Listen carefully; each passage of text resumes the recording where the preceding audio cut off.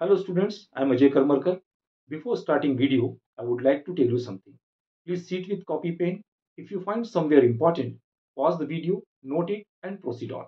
If you find somewhere difficulty, then please write in comment box. I will definitely solve your problem. And along with, please like, share and subscribe my channel that can reach more and more students. Thank you once again. Now here is the question. A small body of mass small m hangs at one end of string of length a. The other end of which is fixed. It is given a horizontal velocity u at its lowest position so that the string would just become slack. When it makes an angle of 60 degree with the upward drawn vertical line, find the tension in the string at point of projection. चलिए तो देखते हैं दिए हुए question में क्या कहा है। दिए हुए क्वेश्चन में दे रखा है कि एक पॉइंट ऑब्जेक्ट जिसका मास m है, एक स्ट्रिंग जिसकी लेंथ a है और ये सर्कुलर मोशन में मूव कर रहा है, मतलब इसको हम प्रोजेक्ट कर रहे हैं, इसको स्ट्राइक करते हैं।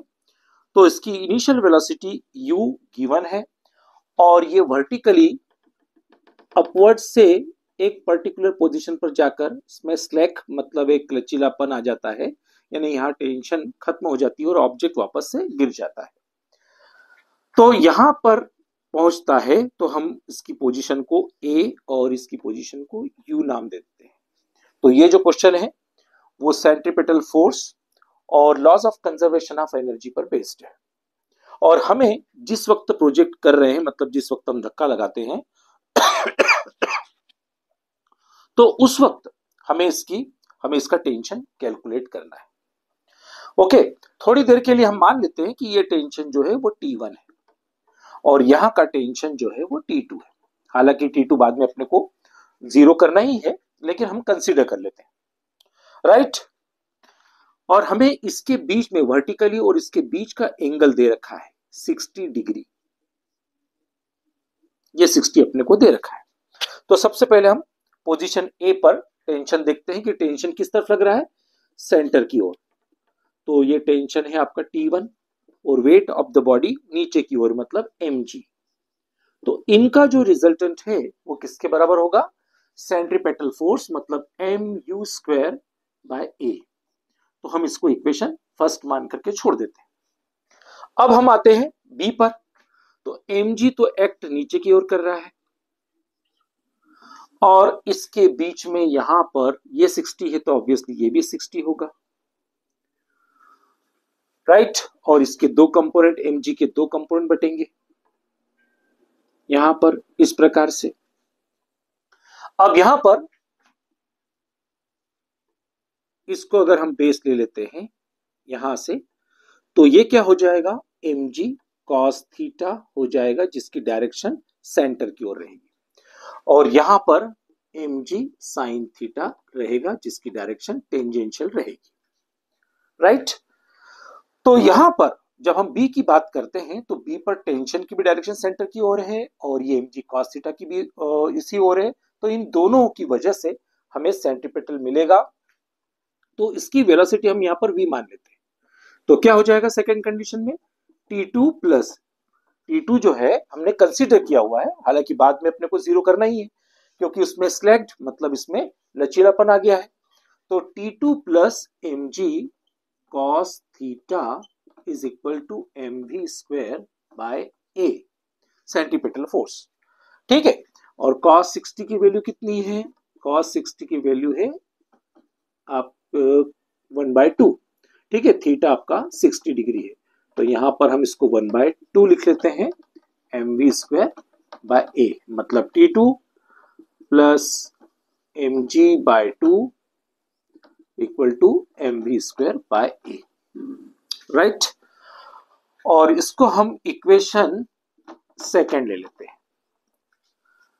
और अगर एक और काम कर लेते हैं, यहां पर T2 को भी 0 लिख लेते हैं तो क्या हो जाएगा, mg/2 is equal to mv² by a, m से m कैंसल, तो यहां पर हो जाएगा Ag/2 is equal to V square. इसको ले लेते हैं हम थर्ड इक्वेशन। ओके, और सिंपलेस्ट हो गई। चलिए थर्ड के लिए अब क्या करते हैं, हम laws of conservation of energy लगाते हैं। तो सबसे पहले total energy at A is equal to total energy at B. Total energy में कौन कौन सी आती है, एक तो काइनेटिक एनर्जी आती है और एक पोटेंशियल एनर्जी आती है। अब चूंकि हम बात कर रहे हैं नीचे वाले पार्टिकल की, तो यहां पर सिर्फ काइनेटिक एनर्जी रहेगी और 1/2 mu²। पोटेंशियल एनर्जी आपकी 0 है। अब यहाँ पर टोटल एनर्जी एट बी, यहाँ पर कुछ अभी मान लें कि T2 है, तो उस वक्त क्या रहेगा, तब तक तो वो मूव करेगी। तो इस वक्त यहाँ पर आपका पोटेंशियल एनर्जी भी रहेगी और काइनेटिक एनर्जी भी रहेगी। तो पोटेंशियल एनर्जी कितनी रहेगी, सबसे बड़ा प्रश्न है कि पोटेंशियल एनर्जी mgh, h मतलब यहां से लेकर के यहां तक की हाइट। तो यहां तक की हाइट तो आपको पता है, ये सेंटर ऑफ द सर्कल, मतलब ये ए तो आपको पता है। अब रही बात ये यहां तक की हाइट की, तो यहां तक की हाइट निकालने के लिए क्या करना पड़ेगा, ये हम मान लेते हैं h, ये हम मान लेते हैं h, और ये 60 है। तो हम यहां लगाते हैं cos 60 इज इक्वल टू, तो ये कितना पोर्शन बचेगा, a माइनस एच, क्योंकि आपने h यहां ले लिया है। तो रिमेनिंग डिस्टेंस कितना होगा, इसको हम पॉइंट ले लेते हैं p। तो a माइनस एच आपका बेस हो गया, और हाइपोटेनियस तो ऑब्वियसली रेडियस है, रेडियस मतलब स्ट्रिंग की लेंथ है, तो वो a हो जाएगी। cos 60 मतलब 1/2 is equal to a minus H by a। तो यहां हो जाएगा a/2 is equal to a minus H, या a equal to 2a minus 2h, या 2h equal to a, then h equal to a/2, यानी h की value a/2 आ गई।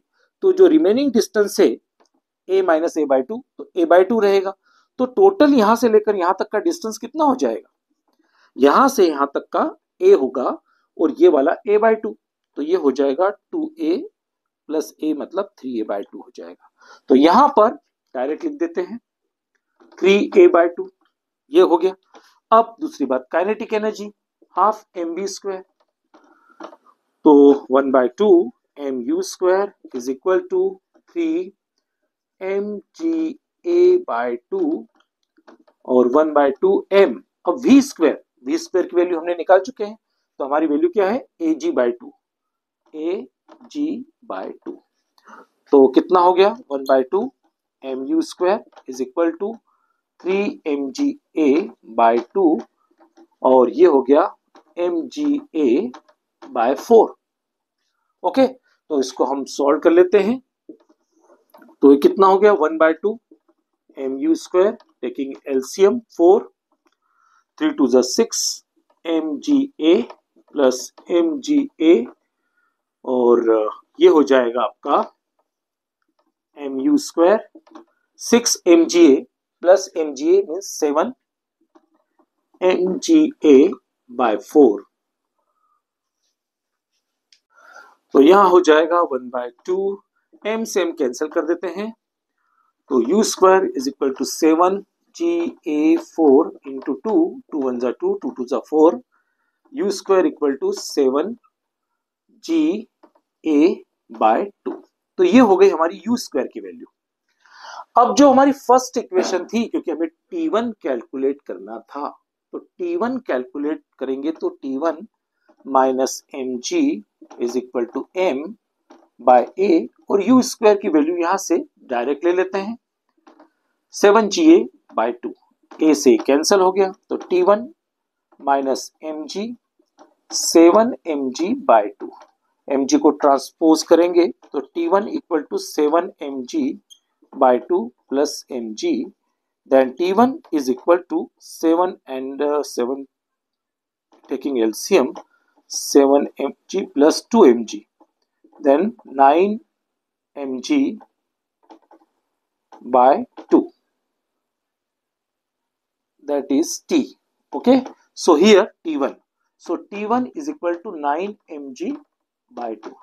That is the correct answer. I hope so you understood this question. Thank you for staying till the end of this video. Definitely, when you will become success, whole contribution goes to your hard work. But if my videos, my lectures, my questions will help in your success, I will consider myself lucky. Please like, share, and subscribe my channel that can reach more and more students. Thank you once again. Take care. Bye bye.